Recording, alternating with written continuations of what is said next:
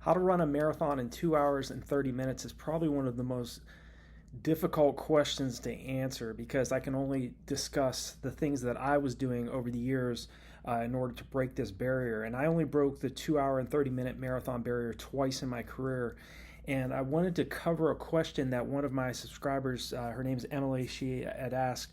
I'd love to know specific workouts and times that you felt like were race shape indicators for you at different moments along your career. And I wanted to go over this particular topic also and to at least give you guys and gals some ideas of some of the things that I was doing. Emily, I hope this answers your question, but definitely the, the varied pace long runs, the types of workouts I was doing over the years prior to breaking the 2 hour and 30-minute marathon barrier was doing like 3 2 mile repetitions at 6,000 feet in Colorado Springs, doing 950 on the first rep, 952 on the second, and a 10:01 on the third rep with a 5-minute recovery in between each one of those 2 mile repetitions. And running the marathon, I didn't just run, I ran 2:19:35 at the 2007 California International Marathon. That was my personal best. I was 31 years old at the time. I'm 46 now. But some of the things that really gave me the indicators that I was going to run under 2 hours and 20 minutes, as well as break the 2 hour and 30-minute marathon barrier, were being able to do 16 400s on the track between 62 and 63 seconds with anywhere from 45 seconds to 90 seconds rest in between each one of the reps, doing extremely fast repetitions for 400 meters on the track, anywhere from 55 to 58 seconds, and doing anywhere from 5 to 7 repetitions with 60 seconds to 90 seconds rest in between each one of those reps were other indicators. Obviously, I had a lot of times where I ran poorly as well. You know, that's why I always stress it's very important to monitor or to keep in check your ferritin and iron levels, because if you run low on iron or ferritin, it doesn't matter the amount of motivation you have. Your cells aren't working properly, and if you run low on ferritin or you run low on glutathione, which is the body's master antioxidant, if you run low on these absolutely essential nutrients and minerals within the body, you're not going to be running at optimal levels, because the oxygen transport capability of your cells it's just not going to be there. Running 14:18 on the roads, leading into that, I was doing 6 1-mile repetitions on the track in Colorado Springs, 6,000 feet at Cheyenne Mountain High School. I remember running anywhere from 443 to 446 per rep with 60 seconds rest in between each one of those reps. So whether you're trying to break an hour and 20 minutes for the half marathon or 245, sub 245 for the marathon like Emily's trying to do, you have to make sure that you are really stressing the energy systems of the body adequately enough, and also being patient enough throughout your buildup. Okay, I always stress a longer buildup's always better, because a shorter buildup, you're trying to really rush your anaerobic fitness, and it just does not work that way. If you're focusing on a 5 to 6 month buildup for a half marathon or a marathon, your chances of success are going to really rise dramatically, because again, you're not placing so much stress on yourself to perform at a very high level in a short amount of time. You're providing ample time for your body to adapt. So keep those things in mind as you're building up. Do the very best you can not to really try to do too much too soon, because it's a great way to stress yourself out, and you just don't need to do that. You really, it's really about always focus on how can I get the best how can I get the best results by doing less. Okay, it's not always about doing more. When I ran 2:19:35 for the marathon, I always stress to athletes that hear that. Always also keep in mind, I was running from 1992 when I first started running when I was 15, all the way up to 2007 when I ran that 2:19:35. So there were many, many years of long runs and track workouts and road sessions, tempo runs, all of that built up to get to a point where I could eventually do that. As a freshman in high school, I ran the 1,600 meters the first time in 5 minutes and 30 seconds. And the first time I ran the 3,200 meter event, I ran 11:30. By the time I graduated high school, I got my 1,600 down from 5:30 to 4:25, and my 3,200 meter down from 11:30 down to 9:46. And eventually ran 4:22 for the mile and 9:27 for 2 miles when I was in college.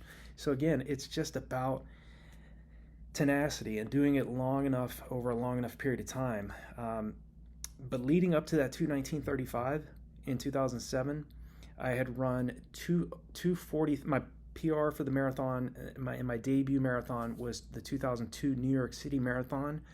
I was a part of the Armed Forces team that started in last place in that race, 32,189th place. We weren't allowed to start the race until every runner had crossed the start line. And for every runner that we passed, Chase Manhattan Bank was donating $1 for lung cancer research. So the goal was to pass as many runners as you could. I finished as the team's top finisher, starting in 32,189th, finishing in 257th place in 2 hours, 43 minutes, and 36 seconds. And it took me from another 5 years running marathons and trying to master the event to really start to improve. And one of the biggest changes that I made was I started varying up the paces of my long runs. That's why I always stress, don't run long, slow, and easy every single weekend. That's what I was doing from 2002 up to 2007. I started, I got conditionally accepted into the U.S. Army World Class Athlete Program. In 2007, I had a personal best of 51:53 for 10 miles. At the time, I had made 2 Armed Forces World Cross Country teams. But the marathon, I did not have it down yet. My personal best leading into that was 2 hours, 43 minutes, and 36 seconds from the 2002 New York City Marathon. And granted, it was my debut, and I started in last place, bobbing and weaving through, thousands of runners for the first 6 to 7 miles of that race. But again, the things that I were indicators for me that I could break the 2 hour and 22 minute marathon barrier, which was the 2008 USA Olympic Trials B standard time, was doing, getting my 10 mile time down to 50:54, and that was en route to the 1:07:06 half marathon that I ran at the 2007 Philadelphia Rock and Roll Half Marathon. I did that in September of 2007, ran the Chicago Marathon in 2007, a month after that half marathon, running 2:51:51. I went out in 1:11 the first half and practically walked and jogged the last half marathon of the race. It was the worst heat in the history of the Chicago Marathon. The Army at the time had paid my way out to Chicago. It was, of course, very disappointing to run that slow of a time, at least in the condition that I was in. And again, remember, I'd run 50:54 en route for 10 miles through the 10-mile point in that 1:07:06 half marathon in September, at the Philadelphia half marathon. So to run a 1:07:06 and then to go to Chicago the following month and run 2:51, although it was disappointing, I knew if the weather conditions were perfect and I had tapered down correctly, I was about to run the fastest marathon I had ever run in my life. And so again, that's why I always stress the importance of just staying committed, staying tenacious what you're doing. Know that you're going to have a lot of ups, you're going to have a lot of downs in your preparation. And the indicators, the track workouts you're doing, when I was running low 440s for 5 to 1,600 meter repetitions on the track at 6,000 feet and doing 3,200 meter repetitions under 10 flat average, those were indicators for me that I was really going to run very fast over the long distances if I was patient enough and if I tapered down correctly. And again, to run a fast marathon, okay, in your case, Emily, you're going after that sub 120, you're going after a 245, and based on the workouts you told me about, you're definitely capable of doing it. It really comes down to a lot of factors. You're picking the right course, preferably a flat course. The weather conditions hopefully are anywhere from in the 40s to 50s degrees Fahrenheit, if you can get that. Some runners out there, you may be one of them, can run very well in the heat. I'm not one of those runners. I'm a cold weather runner, and so I ran at the California National Marathon. It was about 40 degrees at the start versus 73 degrees at the start in Chicago, and about 80 degrees when they actually closed down the race. It was really bad that day in Chicago. So you just have to look at all the different angles, and at least in my own preparation, the types of workouts that I was doing, the tempo runs, the 20-mile long runs. I remember doing a 20-miler in around 155 to 156 at altitude at 6,000 feet, several times leading into that 219.35. And another workout I did leading into the 2011 monumental Indianapolis Marathon, where I finished fifth place in 226.42. I had done a 20-miler in training, averaging 5:30 per mile, and I ran 1 hour 50 minutes and 2 seconds 6 weeks out from that race, and I'd never run that fast, even leading into the 219.35. So sometimes you're going to run even faster workouts, and then you're going to go to your marathon and not run as fast. Sometimes you're going to run slower in your workouts and going into a marathon and running a huge personal best. At the 2011 monumental Indianapolis Marathon, I was actually running with the leaders of the race. It was 3 Kenyans, a guy from Mexico, and a couple guys from America. And at around mile 17, I had to jump in a porta-john. So one thing you got to keep in mind is to make sure you eat your breakfast 3 hours, not 2 hours before the start of your race. I think that's one major way for you to ensure that what happened to me at the 2011 monumental Indianapolis Marathon doesn't happen to you. Give your body plenty of time to digest your breakfast, and that way get rid of that before you go into the race. And so I ended up finishing in fifth.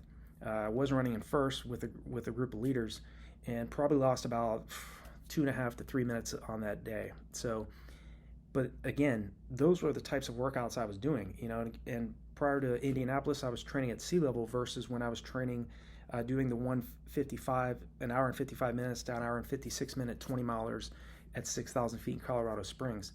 So those were some of the workouts, the being able to do 3 3,200 meter repetitions at 6,000 feet under 10 minutes, running 950s, doing 6 1 mile or 6 1,600 meter, I should say, repetitions anywhere from low to mid 440s on the track at 6,000 feet, with anywhere from, like I said, anywhere from 60 seconds to 90 seconds rest.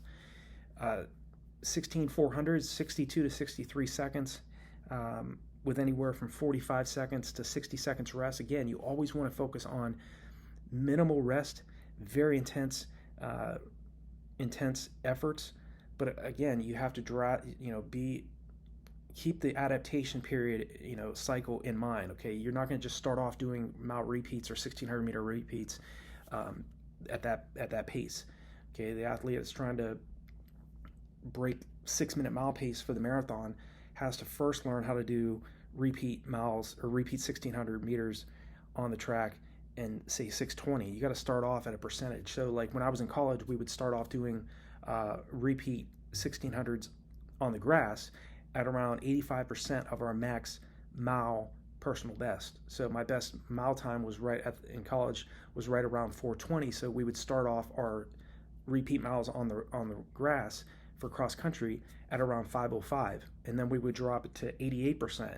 Okay, and that would lower it, I think, to around 452, somewhere around there, and then 90%, which lowered it down to the 440. So again, it's you focus on your intensity for anywhere from 3 to 4 weeks, and then once the body's adapted to that particular intensity, then you move to the next intensity. Okay, but it's not an easy process. Okay, how to run a marathon in 2 hours and 30 minutes is you have to also keep in mind your hydration practices have to improve. That was another major thing that I changed in my preparation, which helped me to go from improving from 243.36 to 219.35. That comes out to 519 per mile for 26.2 miles or 318 per kilometer for 42.2 kilometers.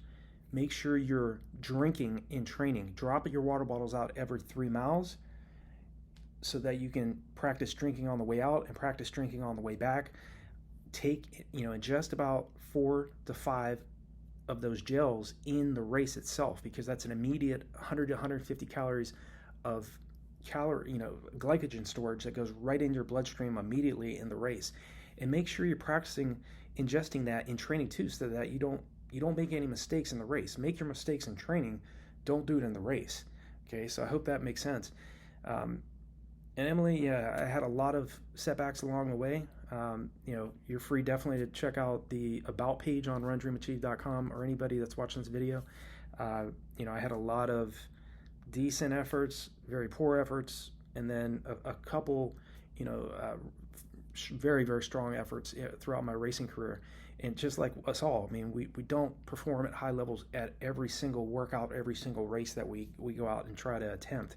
So I think it's very important to just know that what you all are doing is difficult. You're going after some very fast times, such as Emily. A 1:20 half marathon or a 2:45 marathon for a male is extremely fast. And for a female, it's even more impressive. So respect to you, Emily. I think too that strength training is obviously key. Mental training is obviously important. It's not just about the physical aspects of our preparation that helps us run phenomenal. To run 2:19:35 for fourth at the 2007 California National Marathon, and to run 2:26:42 at the 2011 Monumental Indianapolis Marathon for fifth place. Those were the two times when I broke 2 hours and 30 minutes for the marathon. So I hope this answers your question, Emily, in terms of some of the workouts that I was doing that kind of were indicators for me at the time. Really being able to do 1 kilometers on the track at around 2:50 to 2:53 with about a 2-minute rest in between each one of those reps at altitude was another indicator. The faster you can get your overall leg speed and improve that overall leg speed and get faster at the shorter distances, the better off you're going to be at the longer distances. And some of us are better at shorter races than we are in longer races. Some of us are, and vice versa. There's athletes that are just much better suited for longer races versus athletes that are just more physiologically built for sprint races. If you did a muscle biopsy on athletes such as myself, I would probably have about 99% slow twitch muscle fibers and maybe 1% fast twitch, versus a sprinter like Usain Bolt, where it's probably the opposite. He's probably got 99% fast twitch and 1% slow twitch. So those are some of the things. Nutrition plays a part, like I mentioned before. If you're running low on energy and you feel like you're fatigued all the time, then really pay attention to taking in more iron in your diet and paying attention to maybe glutathione supplementation. Do a Google search on glutathione. That's the body's master antioxidant, which plays a vital role in oxygen transport throughout the body, as does iron and ferritin, which is a component of iron. It's a part of iron. I didn't know I was borderline anemic back in 2007 when I got my blood tested, and that was something that Lisa Rainsberger, who was my coach when I was with the U.S. Army World Class Athlete Program, had mentioned to me. She said, "Hey, have you ever got a blood test?" And throughout my running career, I had never done that. Even through high school and college, I more than likely was anemic or borderline anemic, and I was training and racing through that. And I had plenty of times over the years that I just was like wondering, what on earth, why do I feel so fatigued? And that was the reason. So I hope this answers your question, Emily. Feel free to leave me a comment below. Reach out to me anytime. Or if any of you have any other questions regarding the marathon or trying to break the 2 hour and 30-minute marathon barrier, definitely reach out to me. I will respond. I know how difficult it is. And as I mentioned before, I trained several times over the years, from 2002 when I first ran my first marathon all the way up until 2018 when I retired from the sport, trying to run faster for 2 hours for the marathon. And it took me, I trained for a little over a decade after running that 2:19:35, and the closest I could get was 2:26:42. So it's a tough barrier. If other athletes can do it, so can you. Okay, it's just a matter of being extremely tenacious, razor focused on what you want, because it's not going to happen by just being merely interested. If you're just interested and you're not 100% committed, then you're really just doing 50% of the work, if that. Okay, so you have to stay committed and stay focused. So I hope this video has helped for you all. Emily, I hope it answers your question, and I wish you all the best in breaking an hour and 20 minutes and in that sub 2:45 marathon. I know you can do it. Those workouts that you mentioned definitely are indicative of those types of efforts. So wish you all the best in your training and in your racing, and I will talk to you all in the next video.